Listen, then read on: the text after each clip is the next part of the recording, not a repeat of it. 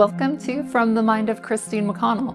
In today's episode, we are creating a dessert that has been almost a year in the making, just because it is very complicated, as a bunch of the things that I like to do are. And I had to do a whole bunch of research and practice in order to bring the vision I had to life. So I think I'm ready. And with that said, let's begin by making my own version of Cherries Jubilee. The star of this dessert is going to be a piece of sculptural ice cream, and I need to create something that I can make copies of.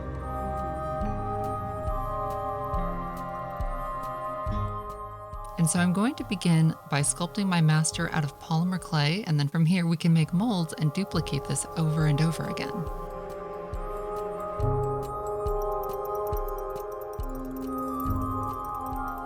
Once I had a good idea of the size of what I wanted to create, then I built a wire armature, and from here I can build the clay on top of this, and it will prevent the clay from sort of sagging or losing its shape.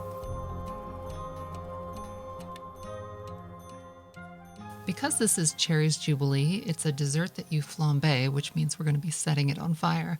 I thought it would be really cool to have a glorious looking phoenix sort of emerging from the dessert, and so that is what we're sculpting right now.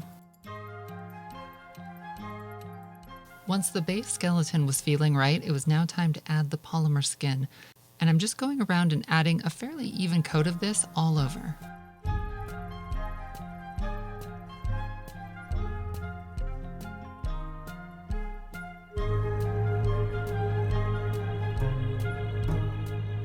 Just around here, I realized I was making more of an eagle, and phoenixes tend to have very long necks. And so I've stretched this out, and I'm just gonna meld in an armature there to make sure this doesn't sort of fall forward. Oh, let's take a little break for just 1 second. I want to share a funny story with you. So the kitchen is currently under construction, and later this year I'm going to be doing a big monster house project, and that's going to consume a lot of my time. So I don't know how far I'll get in here. And in the meantime, I just quickly needed to make it look nice, and this is why I'm sharing this story with you. Normally with walls like this, I will measure everything out with a level. It's really complicated and super time consuming. And this time I had the idea to use a VR headset. And what is so cool about these is you can download apps, and one of them is like a graphs and grids app. I put that on, and instantly the entire room was measured perfectly. So all I had to do was go around with a pencil and mark everything. And then once I had done that, I had a file that I had already designed. And so I just ran that through the cry cut machine, stenciled it on. The entire thing took me half a day, which is just bananas. And so I did not film it and make an episode, but I thought it would be cool and fun to share. So if you do like the design, I'm going to be posting that cry cut file to Patreon, and it'll be there to download. So let's continue.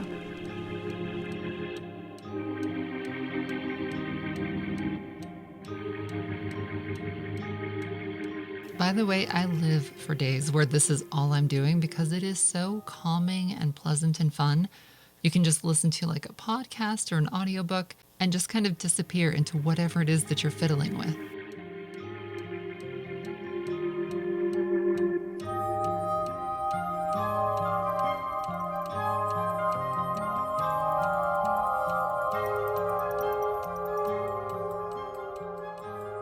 Once you've gotten about as far as you can go with smoothing using just the tools, I like dipping a brush in some rubbing alcohol, and you can kind of go over, and that just sort of melts that top layer, makes it look a lot cleaner. It is looking really nice just like this, and if I were smart, I would just stop, but I like complicating everything because like fancy details are kind of my Achilles heel, and I tend to think they make everything look nicer. So let's see if we can't take this just a little bit further. For a little bit of history, the phoenix is a mythical avian species that typically lives around 500 or more years before it bursts into flames and falls to ash. Then from the cinders, a hatchling will emerge to repeat the cycle, effectively making it immortal.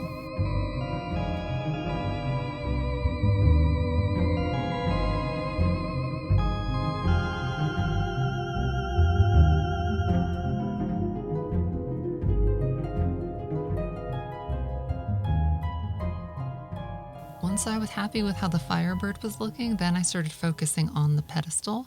and I wanted it to look almost like a wedding cake, so I'm going pretty bonkers with the details here. To bake this, I created a nice aluminum foil shell that was ventilated and then put it in a 350-degree oven for about 45 minutes. And I just kept checking it every now and again to make sure no browning was happening.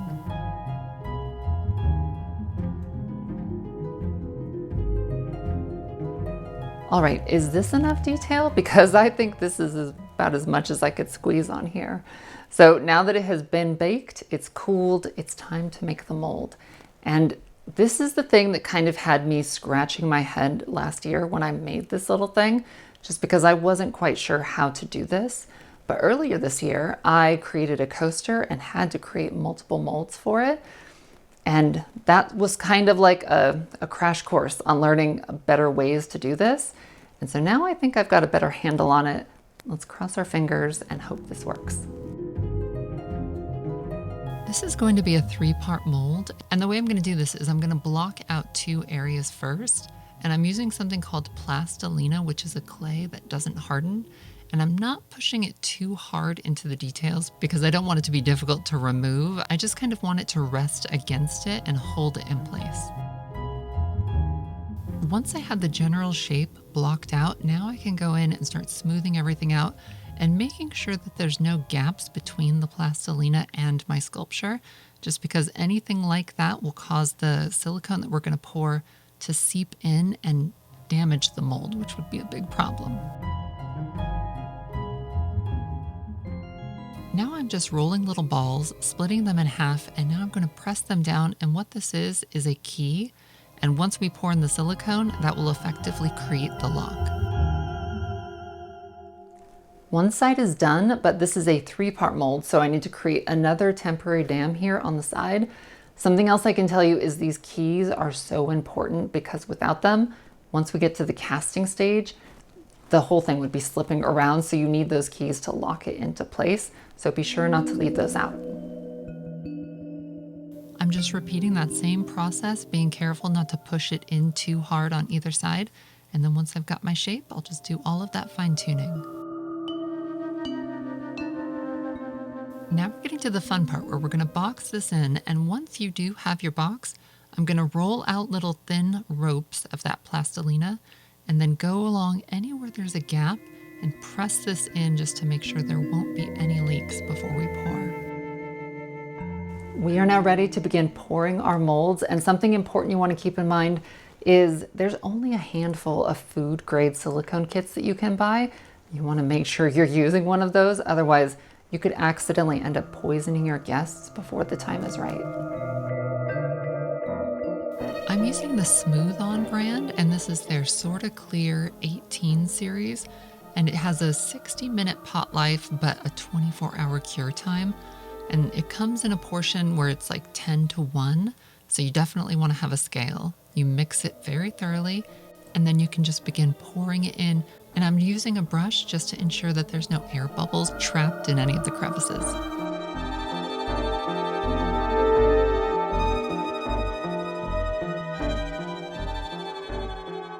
This will cure faster in a warmer room, but you definitely don't want it to be too hot, otherwise that plastilina can begin to melt. Once it's set, now you can pick away all of that temporary clay, and that's going to leave you a nice new cavity to fill. Before we pour this in, we need to create a barrier between. So I'm just going to brush on some Vaseline in between here, because if you pour in the wet silicone without that barrier, it is happy to bond to the cured silicone next to it. And you'll just end up with like a block that you cannot separate, and you just have to tear it apart and start over. And I know this from personal experience. I even used those sprays. They weren't effective in my experience. So I think a little bit of a thicker coat seems to do the trick, so don't forget that step. Once you're done painting on that barrier, now we can start filling in all those gaps just like we did on the other side. And once we're feeling pretty secure about this, we can close the box back up and again, fill any gaps.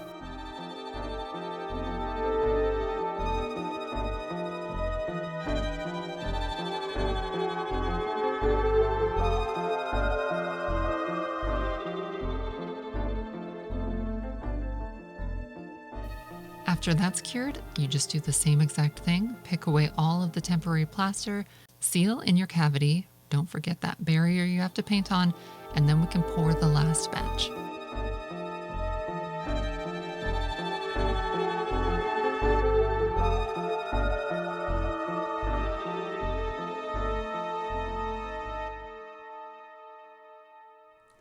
Now, technically, this is ready to use as it is, but sometimes with the silicone, it can wiggle or move as you're shifting things around, and we don't want that. Otherwise, you'll get distortions or leaks, which is the worst. So to prevent that, I'm going to create a plaster shell for this to rest in, and that will stop it from budging or moving at all.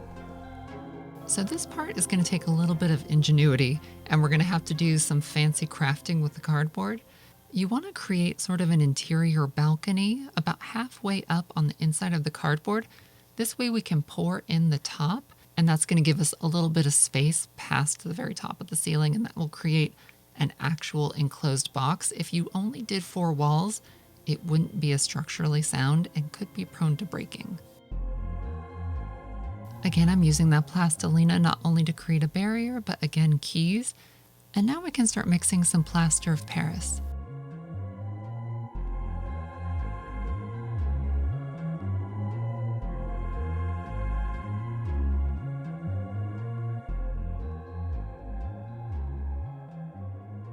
Once it's poured, you want to shake it so that you get a smooth surface on the top.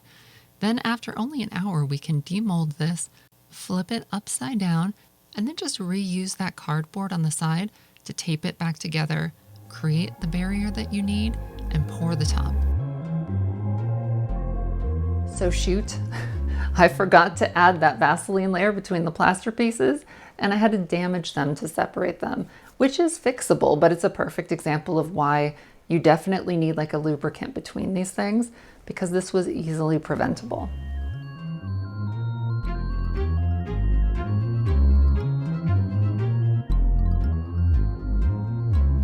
Before we poured that top, I used that temporary clay just to make sure we had a good section to pour in our casting material. And so once it's done setting, you just remove that, pull everything apart, and then release your master from the silicone. So another problem has come up, and luckily this is fixable. As I began using this mold, I realized it was too thick and it was breaking my castings when I went to release them. But luckily there's a solution. I took a pen blade and almost surgically separated these 3 pieces into 6, and it actually worked shockingly well. But if I had a time machine, let me show you how I would have prevented this. What I should have done was mix a very small portion of the silicone and then just gently paint it on a pretty thin layer at first, wait for it to get a little bit thicker, and then just start building that up so you end up with a really decent skin over that whole top surface. Then once that is set, you paint on that Vaseline barrier, and then you can mix and pour a larger portion that will ultimately fill the bulk of that cavity.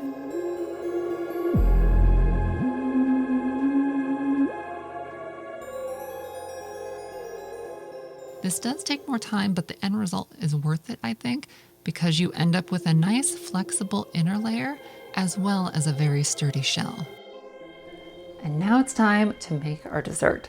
So this project kind of turned into something so big, I decided to break it into 2 episodes. And so a comprehensive step-by-step episode with recipes has just been posted on Patreon. The link for that is below. In the meantime, we can preview everything that goes into that, and then at the end, build our dessert and see how this works out. I spent several days developing this recipe, and when it was done, oh my gosh, it's so good. It's plant-based, but done in such a way that you would never know that. It's got just the right consistency for what I like. And then once it was ready, I poured it into an ice cream maker and mixed it only until it was about like a runny milkshake consistency, and then took an injector, filled our mold, and then popped it in the freezer. I placed it in a freezer that goes down to -40, so it is essentially going to turn this into a piece of stone, which is just going to buy me a little extra time when it comes to plating. Next, I crafted some homemade graham crackers in hexagonal shapes. and used anything I had left over to make some homemade graham cracker crust. And lastly, I experimented with multiple Cherries Jubilee recipes until I came up with one that I really love. After which, we have all of the parts we need to assemble this. Everything turned out so great, and now before we assemble, let's do a little bit of fire safety. So obviously, don't ever lean over a flaming dessert. And then you want as few flammable things around as possible. So pre-measure the alcohol you're going to be using and then set that bottle far away. Don't ever pour from the bottle. And in addition, it's not a bad idea to have a fire blanket nearby because you never know when things are going to get interesting.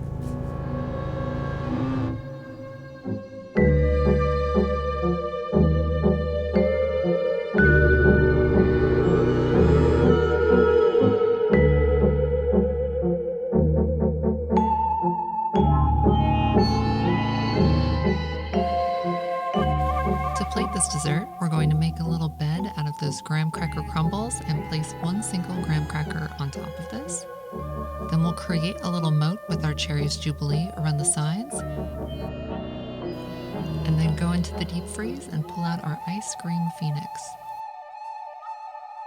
If you really want your guests to have a memorable time, then I would wait to flambe your cherries until the dessert is in front of them.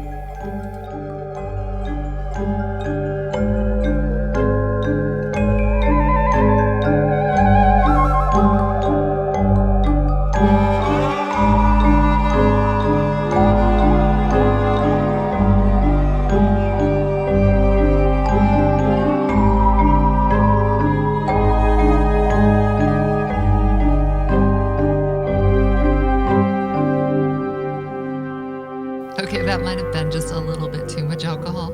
Let's see if this is any better.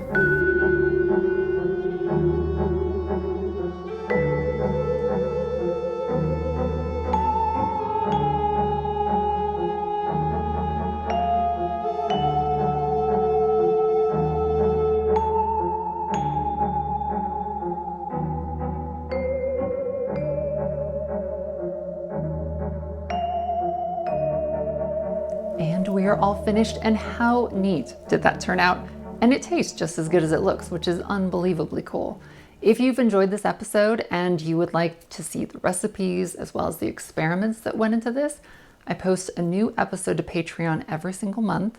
This is a big year because we're doing a gigantic monster house project, as well as a ghostly talking head and so much more. So you don't want to miss out on any of that. If you want to see anything, just follow the link below to Patreon and all of our past episodes will be there waiting for you. So thank you so much for watching, and until next time, take care of yourselves and I'll see you again very soon.